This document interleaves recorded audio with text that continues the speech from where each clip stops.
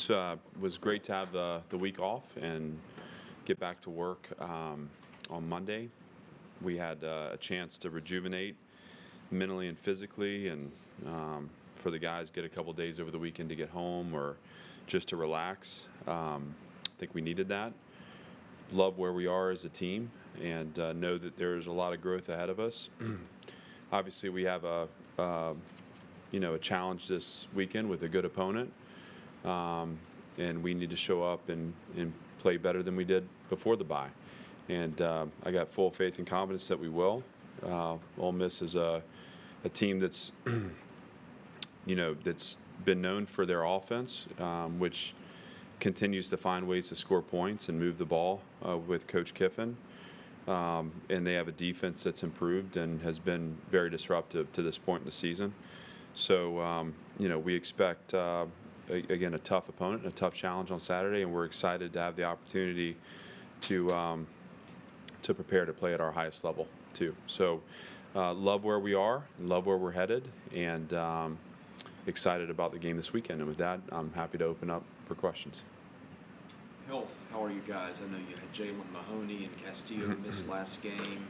Yep. You've got some other guys out here and there. Can you just give us a general update? Yeah, so Jalen's back and hasn't had any setbacks, so we're expecting him to be full go. Let's see here. Xavier Castillo is back. He's cleared his protocol, and barring any other setbacks, will be available and ready to roll.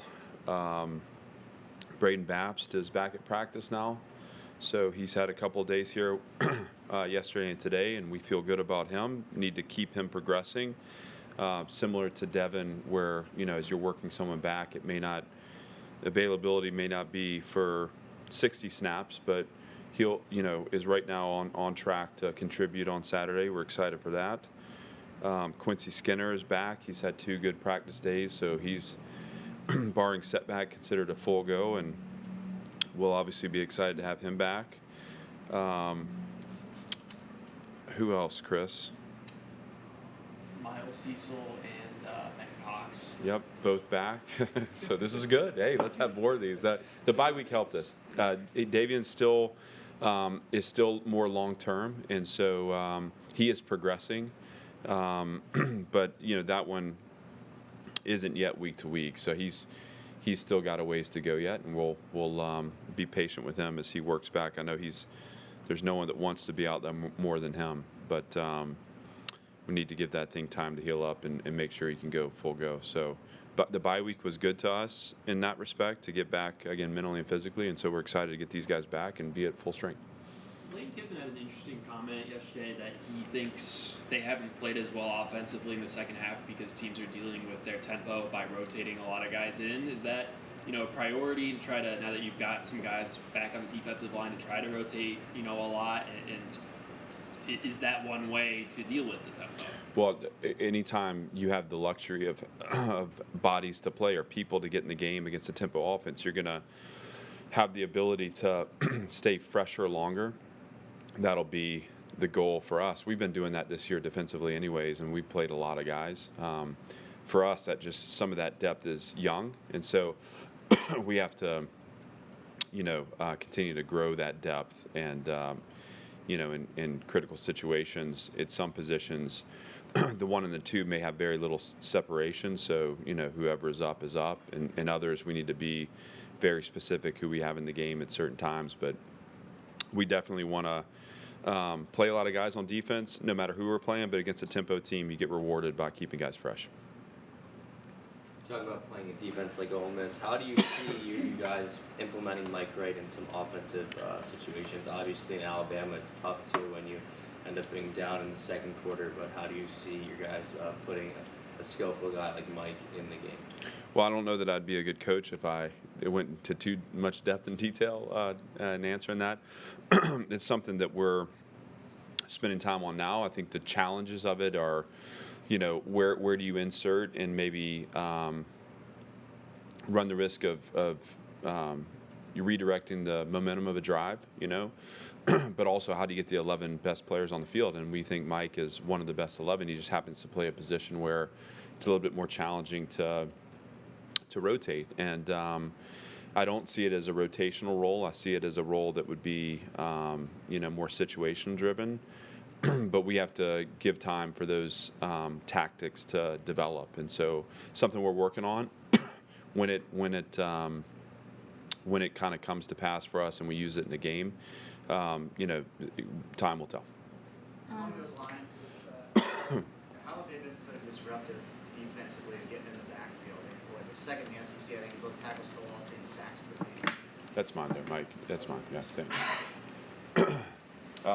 Well, it's designed, so they have a really good design where they're pressuring a lot and moving a lot and generating that disruption, but also they're long and athletic, and so combining those two things, you have a chance to create negative plays and steal momentum and drive. And we're going to have to be really good at identifying those pressures, picking them up, and again, playing to our identity independent of what they're doing.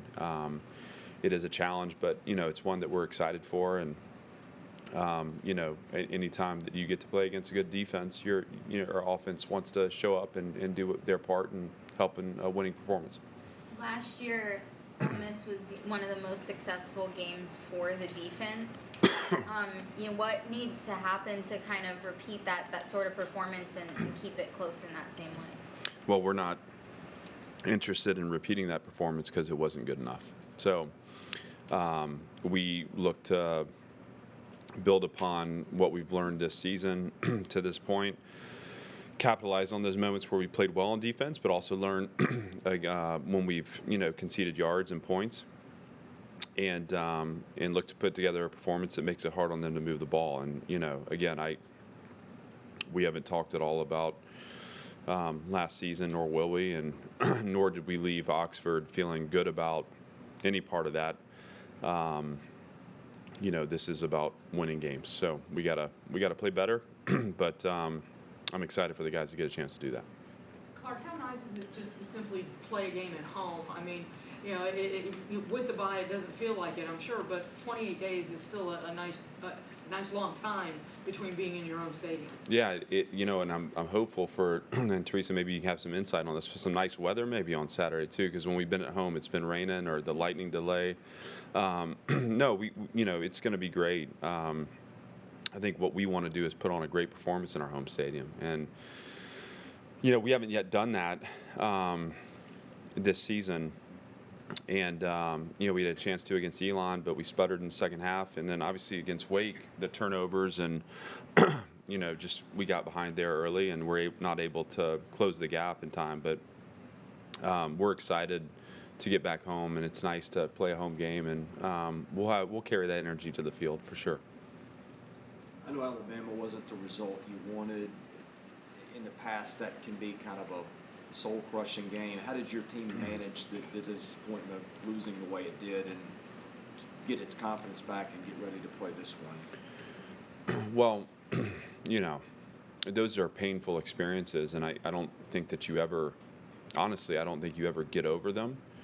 I think that when you go through that, you kind of leave a piece of yourself there, but I also see that as healthy, and that evolution requires that.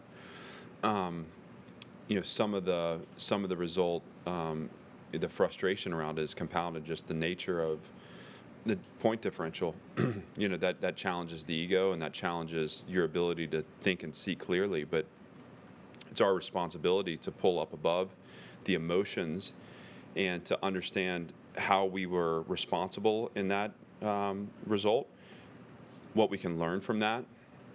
And no matter how we feel about it, the more quickly we can move on from it with a heightened sense of self-awareness and, where places that we need to adapt and grow, the more that we can use that experience for good. And, it starts with me. I mean, I don't look at those games or that game on Saturday as anything other than a part of our journey, a necessary part that we need to experience in totality. And, it's important that we live in it for 24 hours, that we get through it, and then we get right back on the climb towards the vision and the mission of the program, because nothing about that experience stole from us this mission. It just is a temporary challenge that we have to stay committed to, each other, and stay committed to the vision. And again, like I said, that starts with my ability to not come in with emotion, but come into it with some wisdom and support a team that I believe in, and support a team that's 3-2, that has a lot of great football ahead and a tough SEC schedule ahead. But again, that's why we sign up for this, and we're excited for it. And this group is past it, and they're a resilient bunch. So we're gonna, we were able to get past that one quickly and move on to Ole Miss. Lane Kiffin is known for being pretty aggressive when it comes to going for it on fourth down and things like that. Does that change your defensive approach when you know that they're likely to be aggressive, and does it change your offensive approach?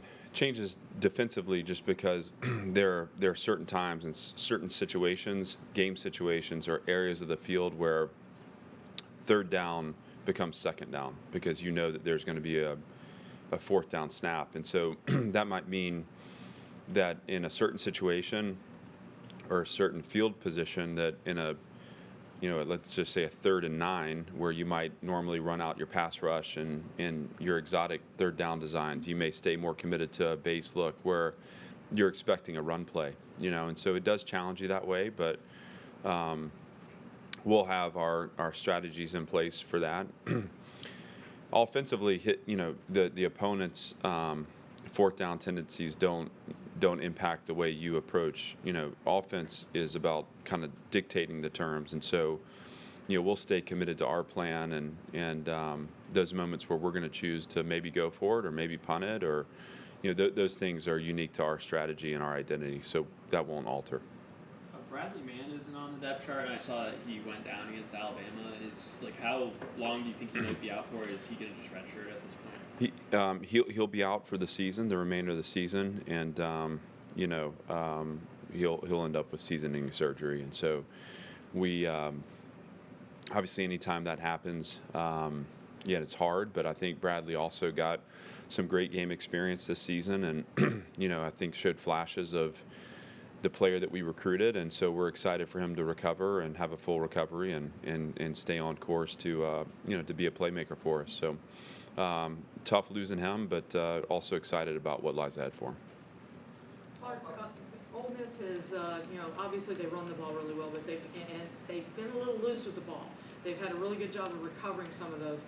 When you can get the ball out, how crucial is it to slow down this up-tempo offense by getting your hands on those balls? No, it's mission critical. I think we've talked in the past about high-powered offenses, how limiting possessions becomes essential, right? Because that means the more you can control the game with your offense, or control possession of the ball with your offense, finish drives with touchdowns obviously being an important part of that too.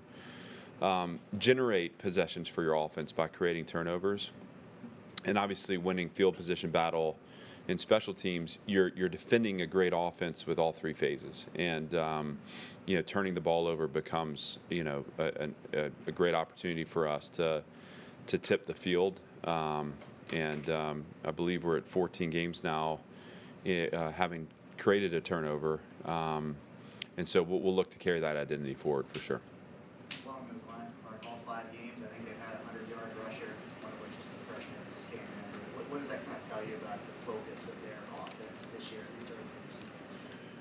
Well, one of the things that I have been impressed with is just the various ways that they've used to be effective and move the ball. Like they will take what you'll give them, and so if they feel like the run game's there, they're going to be committed to finding the yards and points through the run game. Obviously, they have a good quarterback and explosive skill at the receiver position too, so they're not afraid to put the ball in the air as well. But they use that tempo to get you on your heels, and a lot of times those chunk gains come after explosive sequences or sequences where they're applying pressure with tempo.